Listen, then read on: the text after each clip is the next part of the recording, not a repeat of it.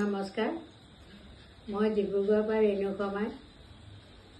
অসমৰ সাহিত্য সংস্কৃতি মঞ্চ কৰ্ণাটকৰ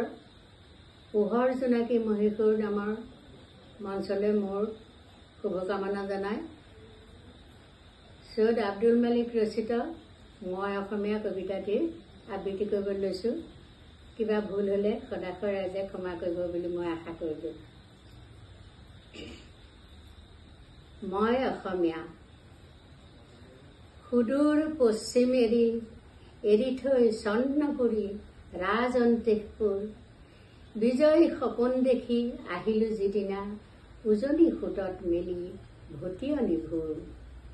বিজয়ৰ ত্ৰিশালৈ গৌৰৱৰ কৰি অভিযান লুইত পাৰত গালো দীপ্ত উচ্ছ্বাসত আপোনাৰ বিজয়ৰ গান ভৰি দিলো অসমৰ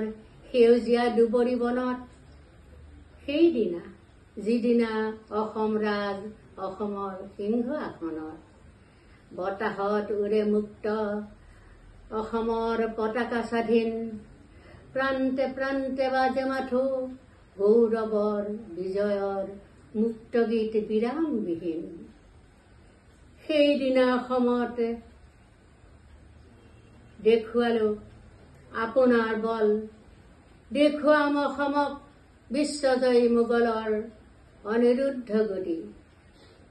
অসমৰ মজিয়াত মুছলিমৰ মুক্ত ৰাজ কৰিম থাপনা অসম আমাৰ হব কামৰূপ হব মোগলৰ কায়মনে কৰিলো বাসনা যিদিনা নামিলো আহি অসমৰ সমৰ থলীত মীনা কৰা বনৰ বুকুত অসমৰ হেংদাং জিলিকিল দুপৰৰ পূৰ্ণ আলোকত পুৰুষ তিৰোতা আহি স্বদেশৰ স্বাধীনতা হেতু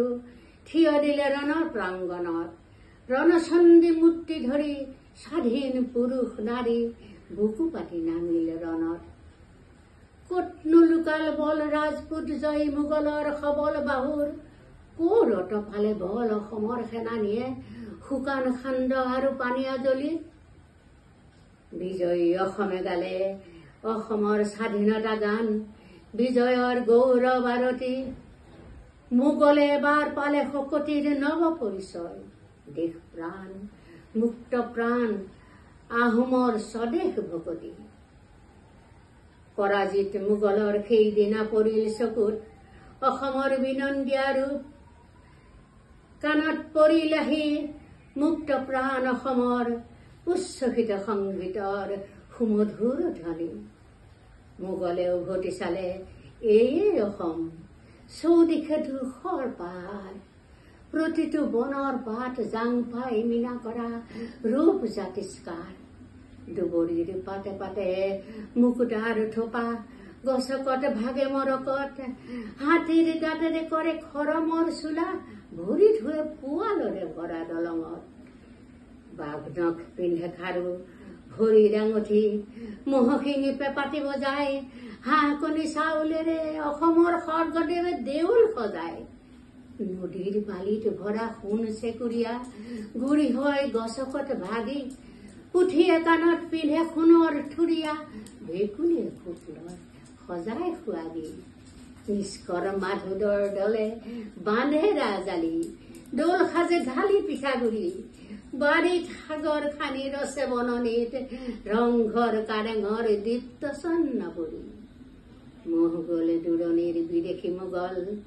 অসমত যেতিয়া দেখিলে সৰগৰ ৰূপ বিনন্দীয়া